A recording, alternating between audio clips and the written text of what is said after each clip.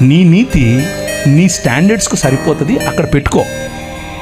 ప్రతి ఒక్కడిని వెళ్ళి ఆడి నీతి మార్చడం కోసం నువ్వు గొప్ప అని వారు తక్కువ అని చూపించే ప్రయత్నం చేయకు. అది మతం. రాజ్యం ఏం చెప్తుందో తెలుసా? కలుపు, పిలువు, స్త్రీల కోసం నిలబడు, పిల్లల కోసం నిలబడు, బలహీనుల కోసం నిలబడు, బడుగు బలహీన వర్గాల కోసం నిలబడు. మతం కోసం కాదు. నీ ప్రజలను కట్టు, అందరినీ పిలువు.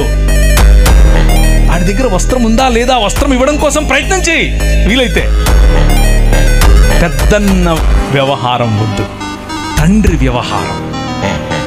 ఈ రాత్రి సువార్త చెప్పేవారికి రాజ్య సువార్త ఎలాగూ చెప్పాం.